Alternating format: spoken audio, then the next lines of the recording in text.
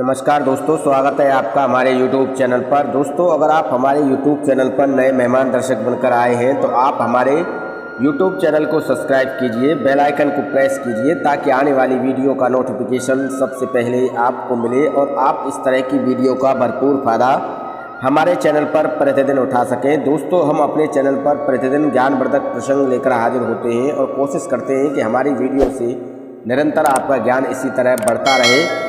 दोस्तों, नवरात्रि शुरू होने वाली है। नवरात्रि 15 अक्टूबर से शुरू हो रही है और 23 अक्टूबर को नवरात्रि की समाप्ति है। यानी कि इन नवरात्रि के 9 दिन माँ दुर्गा सिंह पर सवार होकर धरती लोक पर पधारेंगी और आपकी सभी मनोकामनाओं को पूर्ण करेंगी। दोस्तों, नवरात्रि का दिन काफ़ी पवित्र होता है और नवरात्रि के 9 दिन काफ़ी पवित्र होते हैं। माँ दुर्गा नवरात्रि के 9 दिन अपने अलग अलग स्वरूप में, अलग अलग 9 दिन के स्वरूप में आपकी यहाँ पर पधारती हैं और आपकी समस्त इच्छाओं को पूर्ण करती हैं। आपकी जो भी मनोकामना है, जो भी आपकी मनो इच्छा है, उन सभी इच्छाओं को माता रानी पूर्ण करती हैं। दोस्तों, नवरात्रि के समय में आपको कुछ चीज़ों का अवश्य ध्यान रखना चाहिए और वो कौन सी ऐसी चीज़ हैं जिनका ध्यान रखना चाहिए, इसी विषय पर हम विस्तृत आपको बताएंगे। आप हमारे साथ वीडियो के कंप्लीट प्रोसेस पर बने रहिए।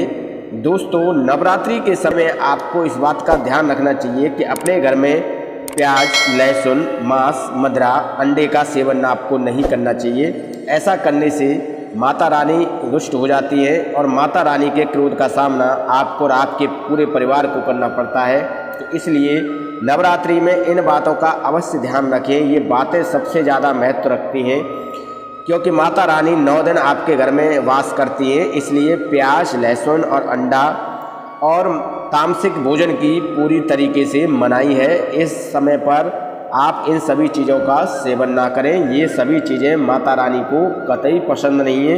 इसलिए नवरात्रि में प्याज, लहसुन, अंडे और मांस, मदिरा का सेवन आपको नहीं करना चाहिए। अब दोस्तों, आपको बताते हैं कि नवरात्रि के समय में आपको किन किन बातों का और ध्यान रखना चाहिए। दोस्तों, आपको नवरात्रि के समय में अपने घर को गंगा जल से शुद्ध करना चाहिए। पहले आप अपने घर की साफ़ सफाई कीजिए। साफ़ सफाई के दौरान आपके घर में जो भी टूटा फूटा काट कबाड़ जो भी रखा है वो सभी आप घर से निकाल दें। अगर माता रानी आपके घर पर आएंगी तो आप इस बात को पहले सुनिश्चित करें कि आपके घर में साफ़ सफाई होना पूर्णतः अनिवार्य है। आप अपने घर में जाले अगर लगे हुए हैं तो जालों को भी निकाल दें और घर की साफ़ सफाई करने के बाद, घर को धुलने के बाद गंगा जल से उसे पवित्र करें। अगर गंगा जल नहीं है तो गौमूत्र से आप जो है अपने घर को पवित्र कर सकते हैं। दोस्तों, अब हम आपको बताते हैं कि और किन किन बातों का ध्यान रखना चाहिए। दोस्तों, अगर आपके घर में मंदिर है जहाँ पर आप पूजा अर्चना करते हैं तो उस स्थान को भी आपको शुद्ध करना चाहिए। अगर आपके घर में मंदिर है और मंदिर के अंदर खाली माचिस के डिब्बे या फिर धूप बत्ती के खाली डिब्बे या फिर अगरबत्ती की डंडियाँ या फिर धूप बत्ती का जो भी जला हुआ होता है उसे आप अपने घर से बाहर निकाल दें। इसके अलावा अगर कोई पुस्तक मंदिर में है या फिर कोई टूटी फूटी तस्वीर आपके घर में है या मूर्ति घर में है कोई टूटी फूटी, तो आप उसे भी अपने घर से बाहर निकाल दीजिए। आपके घर में कोई जूता, चप्पल या फिर कंघा, शीशा, अगर कोई भी घर में यूज करने वाली चीज़ जैसे कि बर्तन, कपड़े टूटे फटे पुराने अगर आपके घर में हैं तो आप उन सभी को बाहर निकाल दीजिए। क्योंकि नवरात्रि के 9 दिन आपको स्वच्छ और पूर्णतः शुद्ध चीज़ें ही आपको अपने घर में रखनी चाहिए। ऐसा करने से माँ लक्ष्मी का आगमन आपके घर में होता है और 9 देवियों की कृपा आपको अपने घर में देखने के लिए मिलती है। दोस्तों, नवरात्रि का जो ये पर्व है ये काफ़ी शुद्ध और पावन पवित्र पर्व माना जाता है। माता रानी 9 दिन आपके घर में निवास करने के लिए पृथ्वी लोक पर पधारती हैं। दोस्तों, इसके बाद में अब हम आपको बताते हैं कि माता रानी की पूजा करते समय आपको किन किन बातों का अवश्य ध्यान रखना चाहिए। दोस्तों, माता रानी की पूजा करते समय आप अपने घर के मंदिर की साफ़ सफाई करें और साफ़ सफाई करने के बाद आप माता रानी की चौकी लगाएं। दोस्तों, माता रानी की चौकी लगाने से पहले ये बात आप ध्यान रखिए कि आपको माता रानी की चौकी पर कोई अखबार या सफ़ेद कपड़ा नहीं डालना है। आपको लाल कपड़े से ही माता रानी की चौकी सजानी है। और इस बात का भी आप विशेष ध्यान रखें कि माता रानी की चौकी पर कलश जरूर स्थापित होना चाहिए। कलश जो है वो असुर और देवों के समुद्र मंथन के दौरान इस कलश की उत्पत्ति हुई थी, इसलिए माता रानी को कलश अवश्य रखना चाहिए। कलश के बिना माता रानी की पूजा अधूरी मानी जाती है।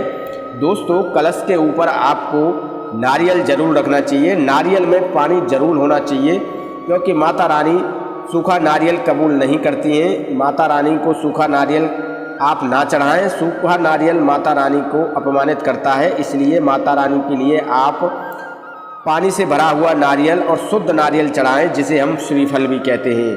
दोस्तों, इस बात का अवश्य ध्यान रखें कि जिस स्थान पर आप माता रानी की चौकी लगा रहे हैं और माता रानी की पूजा कर रहे हैं, माता रानी की लौ 9 दिन तक जलती रहनी चाहिए। माता रानी का दीपक आप शुद्ध देसी घी से जला सकते हैं। अगर गौ माता का देसी घी हो तो और भी बेहतर है। गौ माता के देसी घी को नवरात्रि के समय में काफ़ी पवित्र माना गया है। दोस्तों, इस बात का भी आप ध्यान रखें कि 9 दिन तक ये दीपक की लौ जलती रहनी चाहिए, इसे बुझने नहीं देना है। इसके अलावा दोस्तों, आप रात के समय उसी स्थान पर सोना है आपको जिस स्थान पर माता रानी की आपने चौकी लगाई है। दोस्तों, हम आपको बताते हैं कि आपको कैसे वस्त्र पहनने चाहिए। आपको सफ़ेद रंग और काले रंग के वस्त्र नहीं पहनने हैं। काले रंग और सफ़ेद रंग के वस्त्र पहनकर आपको माता रानी की पूजा नहीं करनी है। सफ़ेद फूल भी आपको माता रानी को नहीं चढ़ाना चाहिए। इसके अलावा आप जो है तुलसी के पत्ते भी माता रानी को न चढ़ाएं।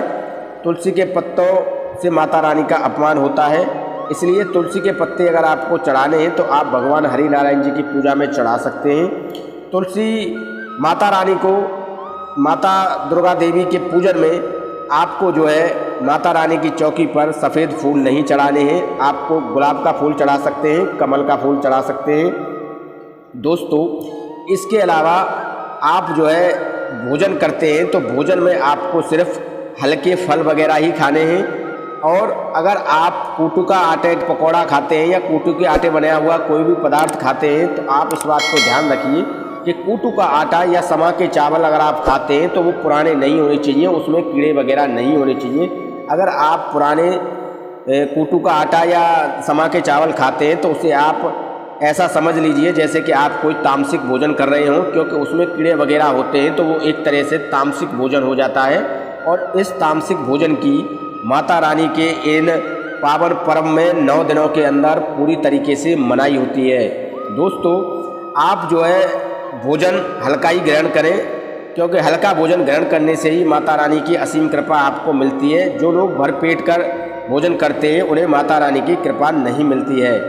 दोस्तों, इसके अलावा आपको जो है माता रानी के इस व्रत में प्याज लहसुन से दूर रहना है। इसके अलावा अगर आप जूस पीना चाहते हैं तो आप जूस पी सकते हैं, पर जूस में आप इस बात का ध्यान रखें कि शुद्ध बर्तन में जूस पिएं। अगर आप दुकान पर जाते हैं तो वो गिलास गंदे होते हैं, और प्लास्टिक के बर्तन में भी या प्लास्टिक के गिलास में भी जूस पीने की पूरी तरीके से मनाही है, क्योंकि प्लास्टिक की चीज़ें जो है वो अशुद्ध होती हैं। आप मिट्टी के बर्तन में जूस पी सकते हैं, स्टील के गिलास में जूस पी सकते हैं।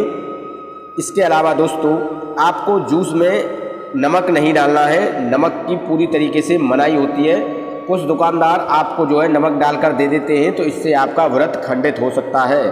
आपको माता रानी के क्रोध का सामना करना पड़ सकता है। माता रानी आपसे रुष्ट होकर आपके घर से हमेशा के लिए जा सकती हैं। इसलिए दुकान पर कभी जूस ना पिएं। अगर आपको जूस पीना है तो आप अपने घर पर बनाकर जूस पी सकते हैं।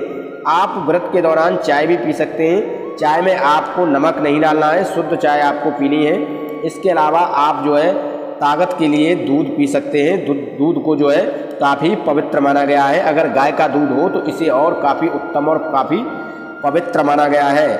दोस्तों, इसके अलावा अब हम आपको बताते हैं कि आपको और किन किन बातों का ध्यान रखना है। माता रानी की पूजा करते समय अगर आप अज्ञारी करते हैं, माता रानी की लौ जलाते हैं, तो आपको जो है गाय के उपले यूज में लेने चाहिए। गाय के उपले को काफ़ी पवित्र और शुद्ध माना गया है। अगर आप माता रानी की पूजा में लौंग चढ़ाते हैं तो इस बात का भी ध्यान रखिए कि लौंग टूटी फूटी नहीं होनी चाहिए। लौंग फूल वाली होनी चाहिए, जिस पर फूल पूरा बना हो, और शुद्ध लौंग ही माता रानी को आप जो है 9 दिन तक अर्पित कीजिए। दोस्तों नवरात्रि के दिनों में आप जो है पूजा अर्चना काफ़ी मन से कीजिए। माता रानी आपकी सभी मनोकामनाएं पूर्ण करने के लिए आपके घर आएंगी और आपका घर सुख समृद्धियों से पूरी तरीके से भर जाएगा। आप अपने घर में साफ सफाई करने के बाद गौमूत्र का छिड़काव अवश्य करें। ऐसा करने से आपके घर में जो भी नकारात्मक शक्तियाँ हैं वो हमेशा के लिए आपके घर से बाहर चली जाएंगी। सकारात्मक ऊर्जा और सकारात्मक शक्तियाँ आपके घर में प्रवेश करेंगी। दोस्तों इसके अलावा आपको जो है इन सब बातों का ध्यान रखना चाहिए। माता लक्ष्मी के मंत्रोच्चारण के साथ आपको 9 दिन तक कोई तामसिक भोजन नहीं करना है। किसी प्याज लहसुन मांस मदिरा का भोजन नहीं करना है। आपको शुद्ध फल और हल्का भोजन करना है। आप जो है साबूदाने की कचौड़ी बना के खा सकते हैं, साबूदाने की खीर बना के खा सकते हैं, साबूदाने की आप जो है पापड़ बना के खा सकते हैं। दोस्तों साबूदाना जो होता है वो काफ़ी पवित्र शुद्ध और साफ़ होता है। इसकी आप खीर बनाकर नवरात्रि के समय में खा सकते हैं। दोस्तों अब हम आपको बताते हैं कि आपको 9 दिन तक और क्या नहीं करना चाहिए। दोस्तों आपको 9 दिन तक अपनी पत्नी से अलग रहना चाहिए। अगर आप शादीशुदा हैं तो 9 दिन तक आपको सहवास नहीं करना है।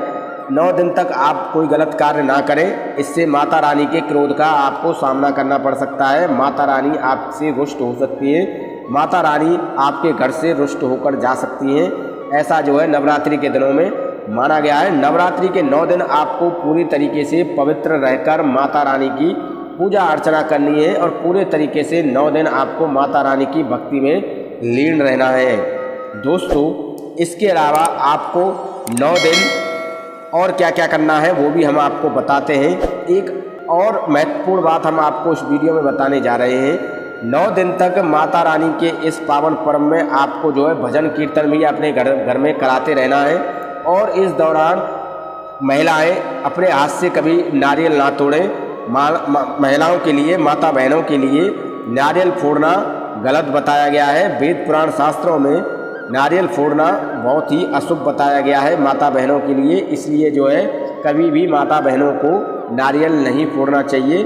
नारियल को श्रीफल भी कहा जाता है और इससे जुड़ी जानकारी आप जो है वेद पुराण शास्त्रों में पढ़ सकते हैं। दोस्तों इसके अलावा नवरात्रि के बाद में अष्टमी और नवमी आती है।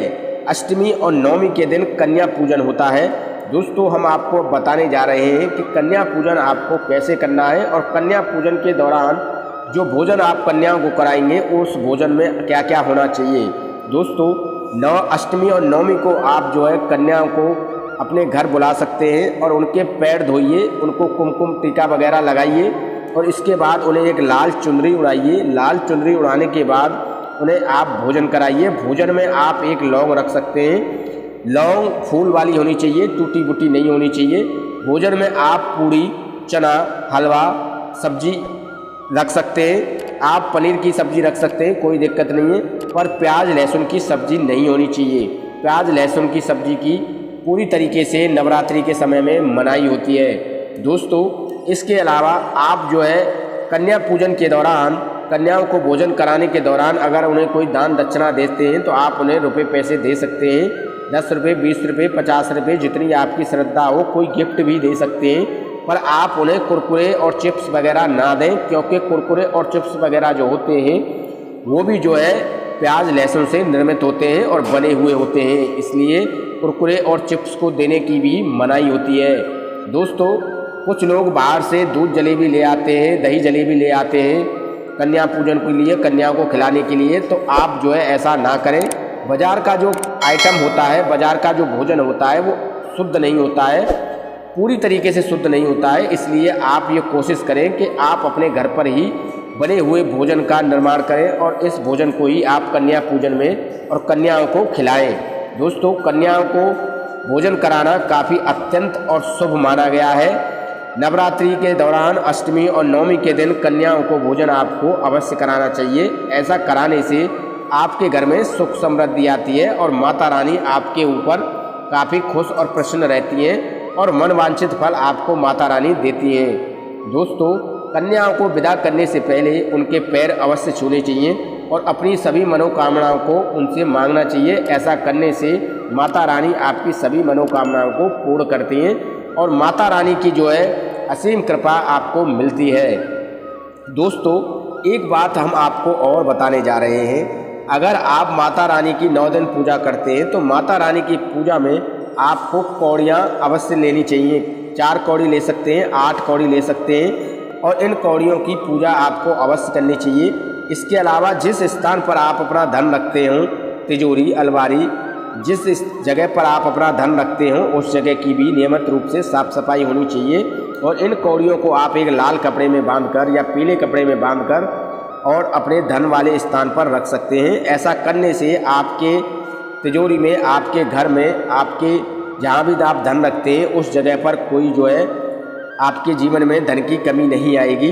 इसके अलावा 9 दिन जब आप पूजा करते हैं और माता रानी की ज्योत जलाते हैं तो उस ज्योत को आप अपने दुकान में अवश्य दिखाइए, धूप दीप जलाइए और उस धूप दीप को आप अपनी दुकान में घुमाइए। ऐसा करने से आपके व्यापार में वृद्धि होती है और आपकी ग्राहकी में भी बढ़ोतरी होती है और माता रानी आपको खुश होकर आपके धंधे में, आपकी व्यापार में, बिजनेस में दिन रात चौगुनी तरक्की करती हैं और आपके घर में भंडार भरपूर रखती हैं। धन और अन्न की आपके घर में कभी कमी नहीं रहती है। जो व्यक्ति 9 दिन इन सभी उपायों का पालन करते हैं, इन सभी उपायों से माता रानी को प्रसन्न करने की कोशिश करते हैं, उनके घर में कभी कोई दुख, दरिद्रता और संकट नहीं आता है, उनके घर में कभी कोई परेशानियां नहीं आती हैं।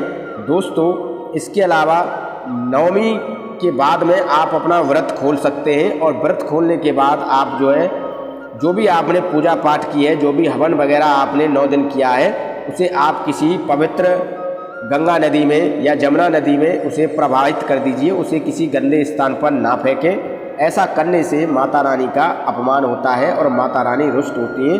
अगर आप हवन वगैरह सामग्री जो भी आपने धूप दीप किया है उसे आप गलत स्थान पर ना फेंकें और उसे किसी गंगा जी में प्रवाहित कर दें।